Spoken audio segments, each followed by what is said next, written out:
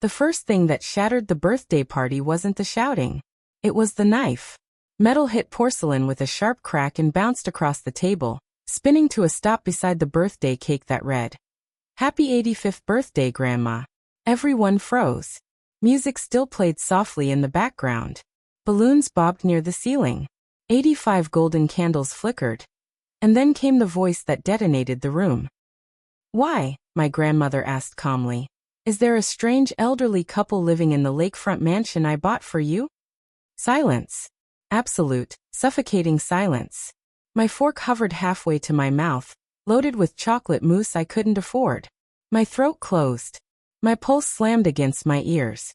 Across the table, my father went pale and stared at the tablecloth like it had personally betrayed him. My sister's wine glass trembled in her hand. I slowly turned toward my grandmother. "Grandma." "What?" She didn't look at me. She looked straight past me, through my sister, through my parents, with the expression of a woman who had survived wars, buried friends, and now smelled rot in her own family. "The lake house," she repeated. "The one I bought for you as a future gift. I went to surprise you today." She paused. And instead I met two strangers who told me they owned it. My brain stalled. A house? I was currently homeless. I'd been sleeping on friends' couches for weeks after getting evicted. My bank account that morning had exactly 12 in it, and that included the emergency coin I kept in my shoe. I don't own any house," I whispered. "Not a lake house. Not even a studio. I'm basically a professional sofa tourist right now." That's when my grandmother's eyebrow twitched. That tiny movement, barely visible, was the first sign that someone, somewhere, had just signed their own death warrant. "I knew it," she said quietly. She reached into her handbag and slid a photograph across the birthday table. In the picture stood my sister, her husband, and two smiling elderly people, posing in front of a massive glass-fronted mansion beside a silver lake. Balloons tied to the railing. A banner reading, "Welcome home." My sister's face drained of color so fast I thought she might faint directly into the frosting. Those people in the photo. They were living in my house. And I didn't even know I had one. Let me rewind. Because none of this was supposed to happen at Grandma's 85th birthday. This was meant to be a peaceful celebration. We'd decorated the dining room with gold streamers and embarrassing childhood photos. There was a live pianist in the corner playing old love songs. My grandmother had just flown back from years abroad, elegant as ever, leaning on her cane like a queen returning to inspect her kingdom. And me? I was the failure granddaughter. 3 part-time jobs. No savings. Student loans strangling my neck. Recently evicted. Smiling politely while calculating whether I could sneak leftover cake into my purse for breakfast tomorrow. Then Grandma arrived and casually announced I owned a mansion. "Those people," she continued, tapping the photo, "said they were your sisters-in-laws. They said the house belonged to her." My mother jumped in so fast she nearly tripped over her own lies. "Oh, Mom, jet lag," she laughed nervously. "You must have mixed up the address. You've traveled so much." "Be quiet." The room flinched. My grandmother's voice was soft, but it landed like a gunshot. "My mind works perfectly," she said. "I signed the contract myself." She turned to my sister. "So," she said sweetly, "would you like to explain why you're living in the house I bought for your little sister?"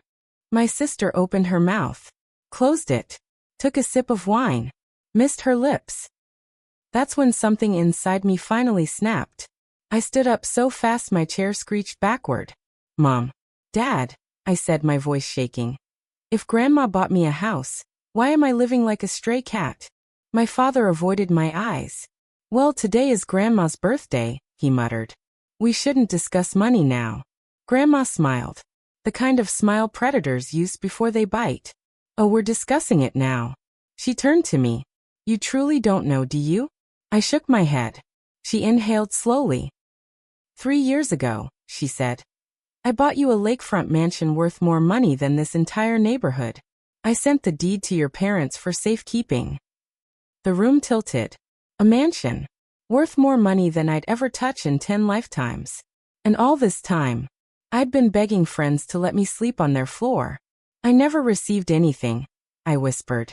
Her eyes softened, just for a second. Then she turned slowly toward my parents. And in that moment, I realized something terrifying. This wasn't a misunderstanding. This was a crime scene. The birthday candles were still burning. And the real fire hadn't even started yet. The pianist stopped playing. Not because anyone asked him to. Because the tension in the room had become so thick even the music was scared to breathe. 85 candles still flickered on the cake, melting quietly, as if nothing in the world had just exploded. My grandmother was still standing, hand on her cane, eyes locked on my parents. And me? I was gripping the edge of the table so hard my knuckles had turned the same color as the frosting. A house. I whispered again, like repeating it might make it real. You bought me a house? Yes, Grandma said gently. So you'd never have to struggle the way I did. That sentence alone nearly broke me. Because while she thought I was sipping tea by a lake, I had been skipping meals to afford bus fare. My mother cleared her throat. Mandy, sweetheart, you're misunderstanding. Stop.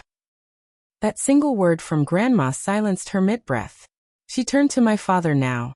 Tell me, she said calmly, why my granddaughter has been homeless while strangers sleep in her bed. My father's jaw clenched. Sweat gathered at his temples. Well, Mom, it's complicated. Oh good, Grandma replied. I adore complicated. It usually hides something illegal. A nervous laugh rippled from somewhere near the end of the table. No one knew who did it. I stood there shaking.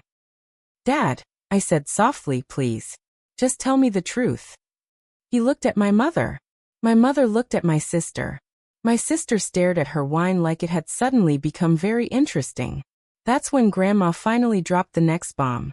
When I returned last week, she said. I went to check on the house myself. Everyone froze again. I rang the doorbell, she continued. And an elderly couple answered. Very polite.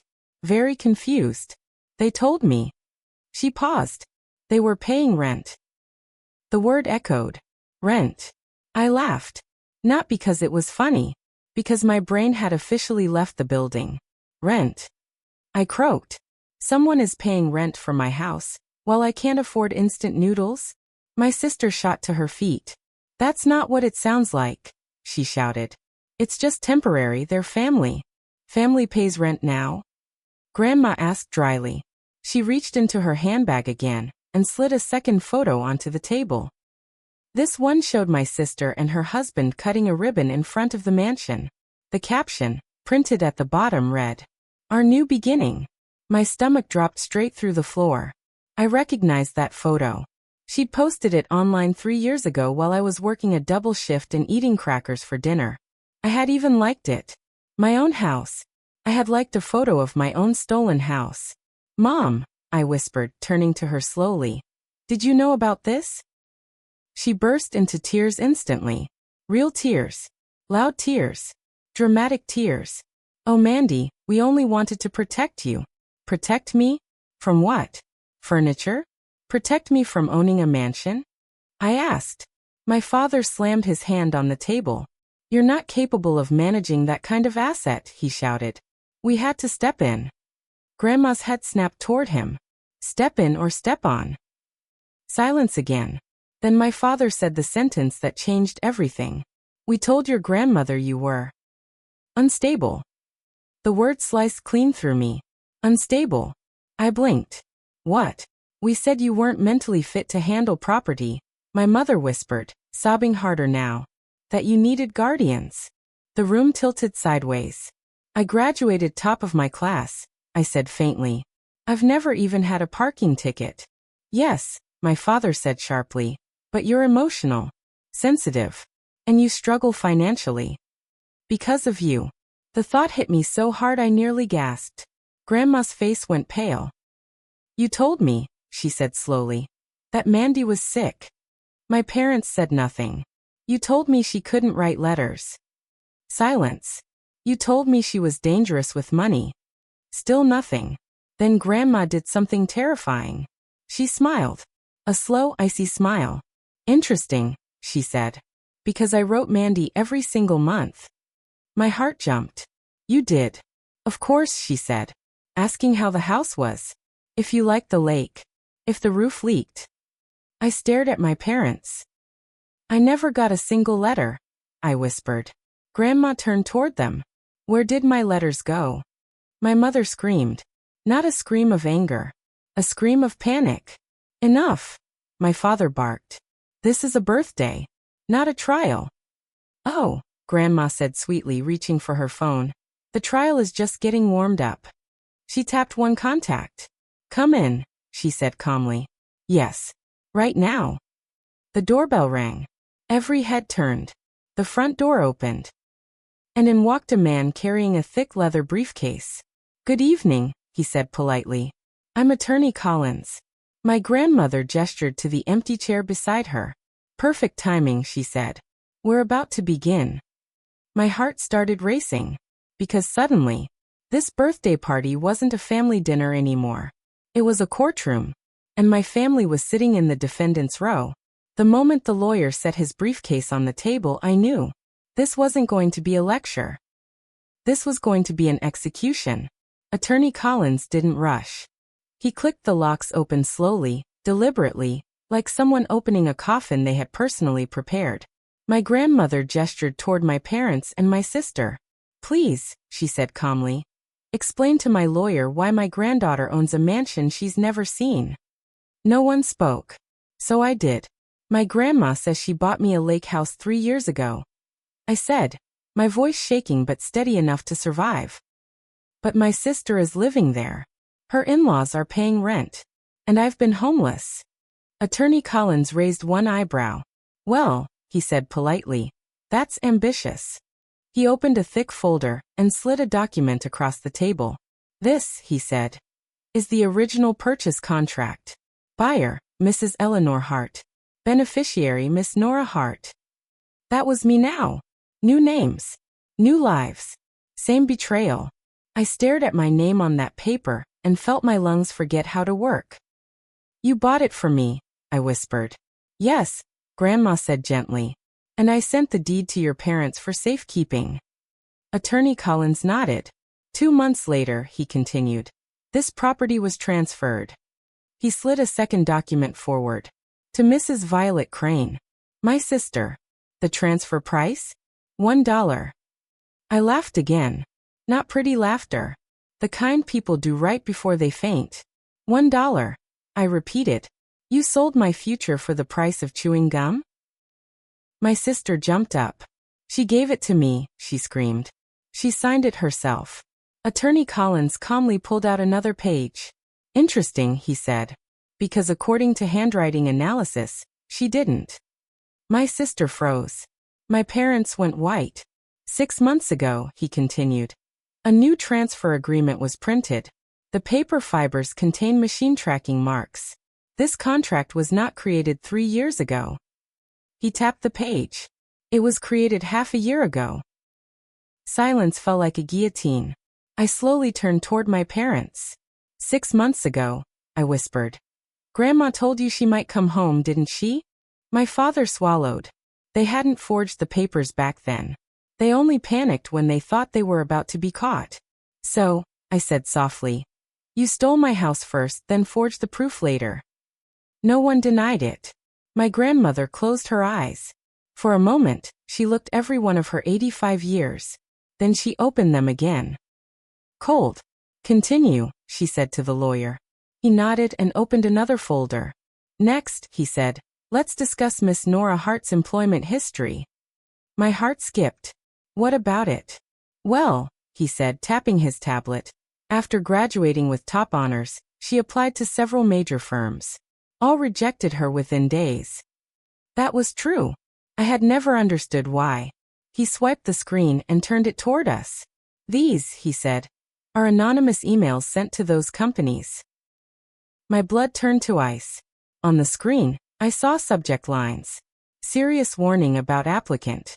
Mental health risk. Do not hire. I felt sick. Those emails claimed, the lawyer continued calmly, that Miss Hart suffered from severe psychological instability and had a history of violence at university. My head snapped toward my father. IP addresses appeared on the screen. Sent from my parents' house. From my father's study. At night, while I was filling out applications and praying. You destroyed my career, I whispered. For your own good. My father muttered weakly. For my own good? I laughed, hysterical now. You made me unemployable so I'd stay poor enough to never question where my house went. My mother began sobbing uncontrollably. Attorney Collins continued, merciless. And finally, the student loan account. My stomach dropped. He pulled out bank statements. Miss Hart deposited money monthly to repay her loans, he said. However, the payments were automatically rerouted. He turned the page to a private account belonging to Mrs. Lillian Hart. My mother. Ist her. You were stealing my loan payments? She collapsed into her chair. I only borrowed them, she sobbed. Just for a while. For 3 years, I said quietly. That explained everything. Why my debt never went down. Why my credit collapsed. Why landlords rejected me. Why I couldn't even open a phone contract. My poverty wasn't an accident. It was engineered. My grandmother stood up slowly. You intercepted my letters, she said softly. You poisoned my granddaughter's reputation. You stole her money. You stole her house. She looked at them one by one. And tonight you came to my birthday and smiled. Then she turned to me. My dear, she said gently. There is one more thing you should know. My heart pounded. What? She smiled. This dinner was never meant to celebrate me. I blinked. It was a trap. My breath caught. A week ago, she continued, your aunt contacted me. She told me my letters never reached you. That you were struggling. She squeezed my hand. So we planned tonight very carefully. I looked around the table. At the balloons. The candles. The cake. The stage. We waited, she said. Until everyone felt safe enough to lie. Then Attorney Collins added quietly. And we recorded everything. My parents' faces collapsed. My sister began shaking. What do you mean recorded? That's when I finally stood up straight. For the first time that night, I stopped trembling. I wiped my tears. And I smiled. Because the frightened homeless girl had never been the victim. She had been the bait. If anyone had still believed this was a birthday party, that illusion died the moment my grandmother said the word. Recorded. The pianist quietly packed up his keyboard and vanished like a man escaping a haunted house. The balloons sagged. Wax from the 85 candles dripped onto the cake, warping the smiling icing face into something that looked concerned. My sister's hands were shaking so badly she had to grab the back of her chair to stay upright. Why you recorded us? She whispered. Every word. Attorney Collins said pleasantly. My father stood up so fast his chair toppled backward. This is illegal, he shouted. You can't just. In this state, the lawyer replied calmly, one-party consent applies. Which means as long as one person in the room agreed. He nodded at my grandmother. It's perfectly legal. Silence. My mother started crying again, louder this time, clutching at her necklace like it might save her from prison. And then, my sister snapped. Oh, shut up, all of you, she screamed. Yes, we took the house. So what? Every head turned. She was crying now, mascara streaking down her face, but there was fury in her eyes. Do you know how humiliating it is? She yelled, pointing at me. To have a useless sister everyone pities? My heart cracked. You were always the smart one, she continued, voice rising. Grandma loved you. Teachers loved you. Everyone expected you to succeed. She laughed bitterly. And then you failed. Ist her. You stole my life, I whispered. And I deserved it, she screamed back. I have a husband, in-laws, a reputation to maintain. What was I supposed to do? Live in a tiny apartment while your mansion sat empty? Grandma's cane hit the floor with a loud crack.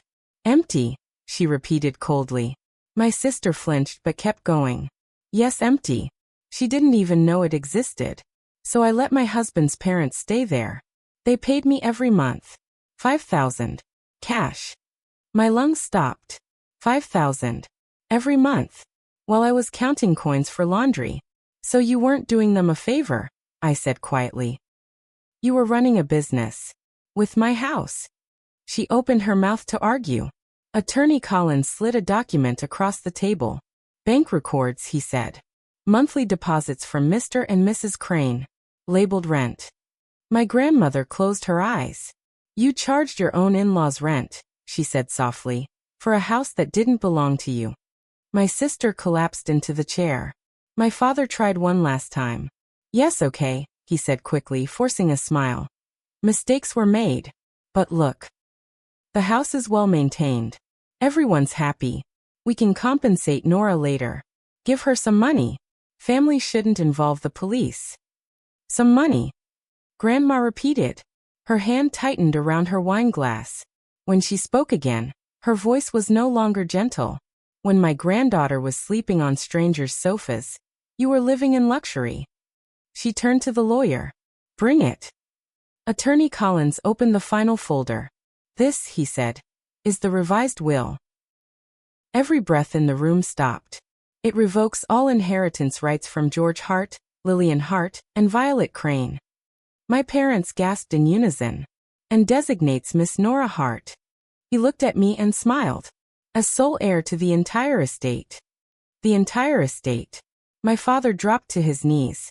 Mom, please, he sobbed. We're your children. My mother grabbed Grandma's dress. We were weak. We're sorry. Grandma looked down at them like they were strangers. If you want forgiveness, she said coldly, ask the one you destroyed. All three of them turned toward me, pleading, expectant, because family always forgives, right? I picked up my wine glass, took a slow sip. Then I smiled.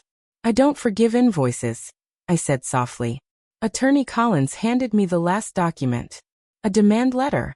Total restitution, he read aloud, including stolen property, illegal rent, emotional damages, $2 million. My father screamed. There's no way. Then sell your house, I said calmly. Your cars. Your jewelry. And vacate my lake house immediately. My sister collapsed onto the floor sobbing. If I kick out my in-laws, my husband will divorce me. I shrugged. When I lost everything, I said quietly, none of you cared. A heavy knock hit the door. 2 police officers stepped inside. Violet Crane, one said, you're under arrest for fraud and forgery. My sister screamed as they pulled her up. Then they turned to my parents. Handcuffs clicked shut. My mother sobbed my name. I didn't look away. Happy birthday, Grandma, I said softly. And for the first time that night, she smiled. 1 year later, I was standing barefoot on a wooden deck that belonged to me. The lake was calm, silver in the early morning light. A soft breeze carried the smell of pine and water and freedom. Behind me stood the glass-fronted mansion that had once destroyed my life, and then rebuilt it. My house. Finally, I smiled and took a sip of coffee, still not fully used to the idea that I didn't have to check my bank balance before breathing anymore. Funny how fast life can change when the people who caged you are finally removed. After that birthday night, everything collapsed fast. My sister was charged with forgery, fraud, and identity theft. She cried the entire way to the station, screaming that she was innocent, that she'd been manipulated, that she was too pretty for prison. The judge disagreed. She received 3 years. Her husband divorced her before the first month was over. Her in-laws, furious that they'd been paying rent to a thief, testified against her and sued for every penny back. By the time the dust settled, she had nothing left but a prison mattress and a reputation she'd never scrub clean. My parents tried harder. They begged. They wrote letters. They sent messages through relatives. But the evidence was overwhelming. They had stolen my loan payments, destroyed my career with lies, intercepted my grandmother's letters, stolen a house worth more than they'd ever earn honestly. My father lost his job when the scandal broke. My mother's accounts were frozen.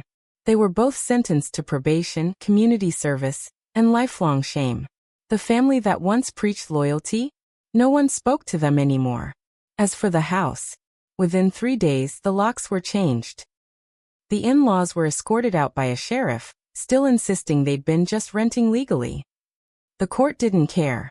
When I finally walked through the front door for the first time, I cried so hard I had to sit on the marble floor and laugh at myself. 3 bedrooms. a fireplace, a library, a balcony over the lake. All mine. And I almost never had it. But the biggest surprise came later. Because Grandma didn't stop with the will. She moved in with me on weekends. We cooked together. We laughed about the ridiculous cake from that cursed birthday. We told stories by the fire and slowly stitched back the 3 stolen years. One night, she looked at me over her tea and said, "You know you're not the only one who was tested." I frowned. "What do you mean?" She smiled knowingly.